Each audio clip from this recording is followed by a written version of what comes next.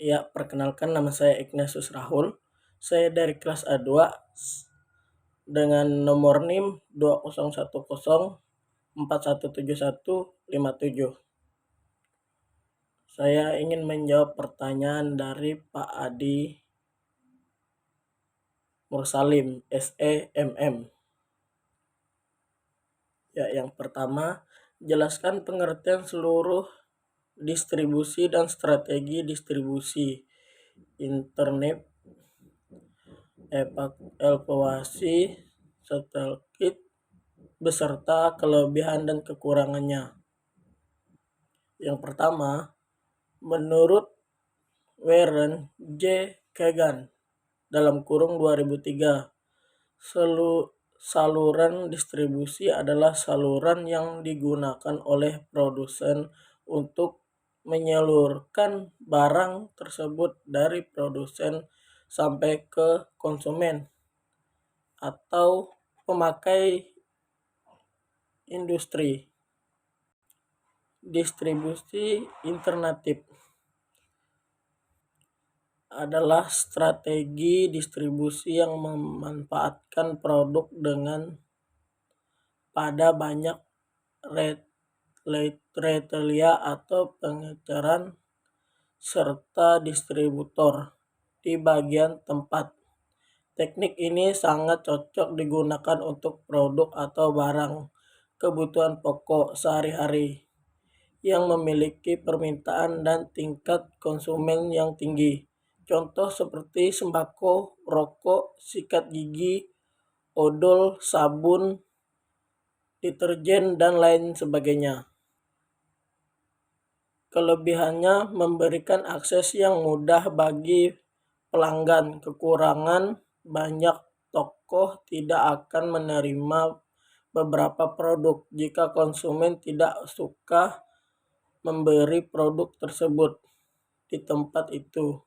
Distribusi selektif adalah suatu metode distribusi yang menyeluruhkan produk, barang, atau jasa pada daerah pemasaran tertentu dengan memiliki beberapa distributor atau pengeceran saja pada suatu daerah.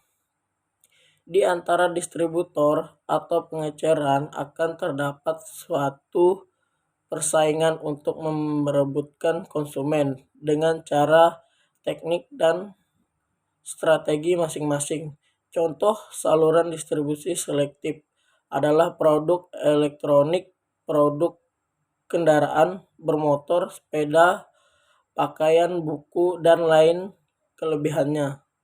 Distribusi yang berfokus pada toko, pengeceran yang memiliki sebagainya. Permintaan akan produk tersebut dan atau diam karyawan memiliki menggelamkan menjual produk tersebut, yang dimana kekurangan karena distribusinya selektif, produk tersebut tidak mudah diakses. Distribusi eksklusif adalah memberikan hak distribusi suatu produk pada suatu dua distributor atau pengeceran saja suatu area daerah. Barang atau jasa yang ditawarkan oleh jenis distribusi eksklusif adalah barang-barang dengan kualitas dan harga yang tinggi dengan jumlah konsumen yang terbatas.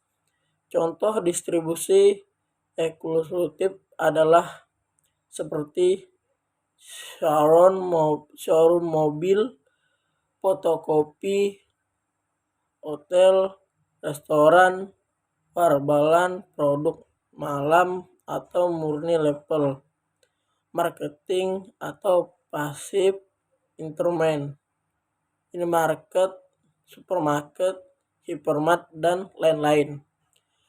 Kelebihannya, produk tersebut dianggap persuasi produsen, juga menjamin bahwa layak toko pengeceran di mana produk distribusi akan mampu evaluasi produk dengan layak.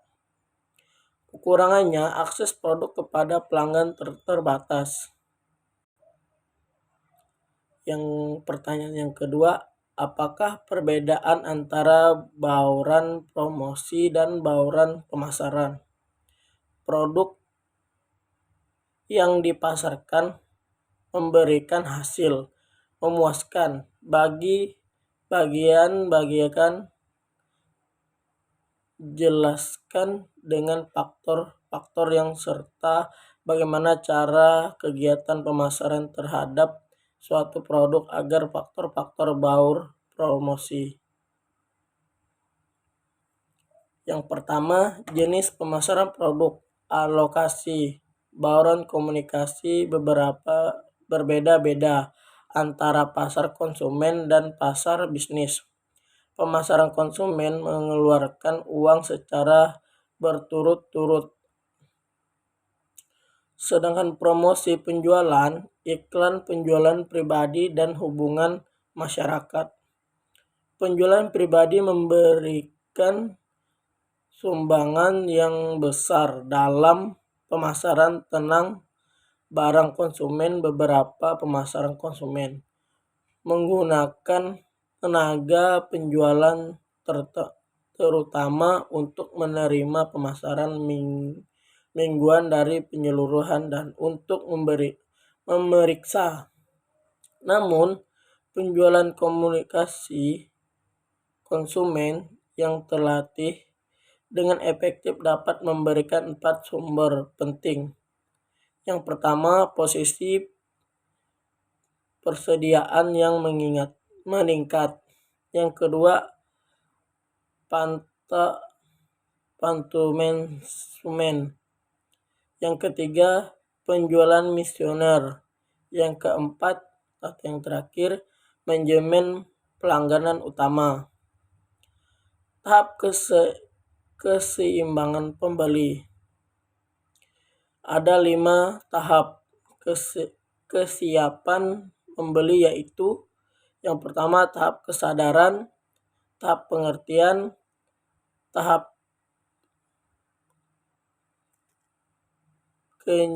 keyakinan, tahap pemesanan, yang kelima tahap pesanan kembali. Kita promosi bersifat dalam evaluasi biaya pada tahap-tahap kesiapan pembeli yang beda perkalian dan probabilitas mengenai perasaan paling penting dalam tahap kesadaran. Tahap pengertian, pelanggan lebih dipengaruhi oleh iklan dan penjualan personal. Iklan dan promosi penjualan. Penutupan penjualan atau pemasaran dipengaruhi oleh penjual promosi.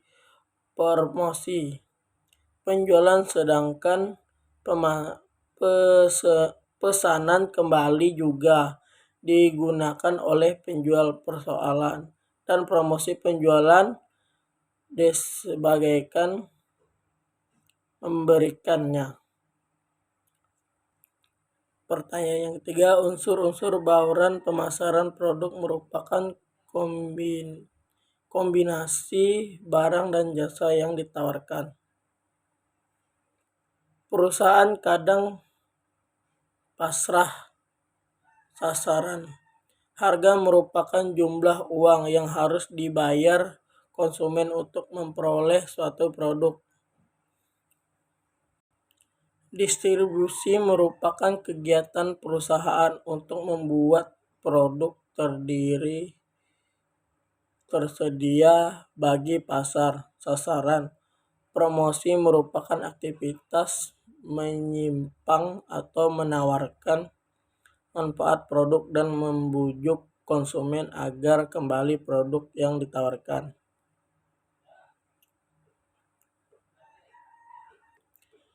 Saya akan menjawab pertanyaan yang keempat. Siapa pembicara dalam video itu? Tijipotono. Sebutkan dan jelaskan teori-teori yang dibicarakan. Teori yang dibicarakan adalah tujuan pembangunan produk terdiri dari dua, yaitu menurut Collector dan Kler dalam kurung 2008 memenuhi kebutuhan baru dan memperkuat reputasi perusahaan. Yang kedua,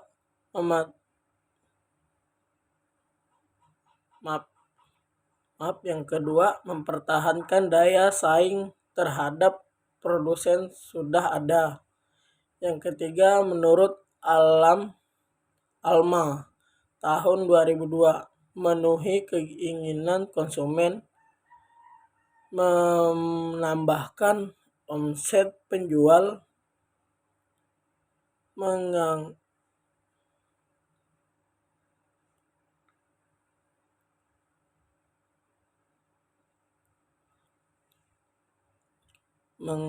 persaingan, mengecah kebosanan konsumen. Dan ada juga jenis menurut Collector dan Collector tahun 2008, memperbaiki yang sudah ada, memperluas link produk, menambah produk yang ada, meniru strategi pesaing, menambah link produk. Menurut Tijipotono, strategi peningkatan kualitas bagi strategi peningkat keistimewaan, memberikan peningkatan gaya produk. Tahapannya pemunculan gagasan, penyaringan gagasan, pengembangan dan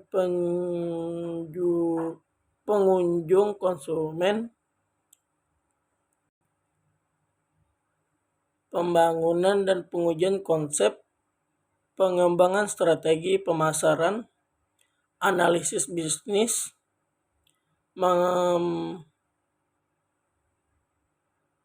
mengembangkan produk, pengujian pasar, komersialisasi.